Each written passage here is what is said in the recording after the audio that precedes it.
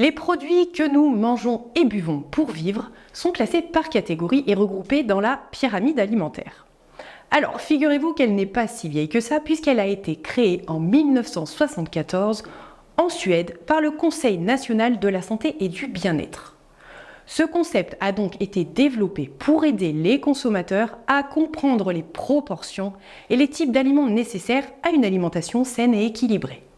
Depuis, la pyramide alimentaire a été adoptée et adaptée par de nombreux pays et organisations de santé dans le monde pour promouvoir des habitudes alimentaires équilibrées. Alors, comment est-ce qu'on lit cette pyramide ? La première chose à savoir et à retenir, c'est que les aliments qui se trouvent au sommet sont les aliments dont on peut se passer. C'est un peu comme la zone interdite. On peut les consommer, mais en petite quantité.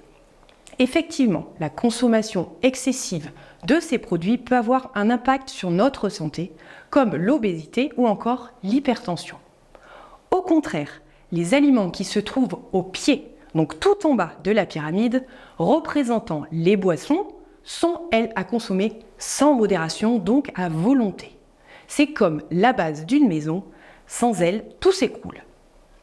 Si on remonte au centre, donc au cœur de cette pyramide, on retrouve les féculents, qui doivent donc être la base de notre alimentation, puisqu'ils sont la source principale d'énergie de notre corps. Autour de cette base, plus précisément au-dessus et en dessous, on a deux groupes stars.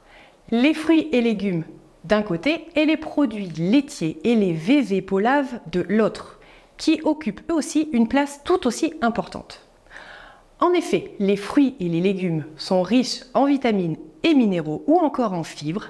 Il est recommandé d'en consommer chaque jour. Quant aux produits laitiers et aux végétalaves, ils sont essentiels pour la santé des os, des dents et indispensables à la croissance et au développement de nos muscles, car ils sont effectivement riches en protéines et en vitamine D. Il est donc également préconisé d'en manger chaque jour. Pour finir, en haut de la pyramide, on a la famille des matières grasses et huiles et celle des fruits à coque. C'est un peu comme le sel dans un plat. Un peu, c'est bon, trop, ça gâche tout. Ces denrées sont donc nécessaires à l'organisme en petite quantité pour leur apport en vitamines et minéraux. Il est cependant conseillé de privilégier la consommation des huiles végétales. N'oubliez pas, cette pyramide, c'est comme une recette de cuisine. Il faut tous les ingrédients pour que le plat soit réussi. Varié, équilibré et surtout, prenez du plaisir à manger.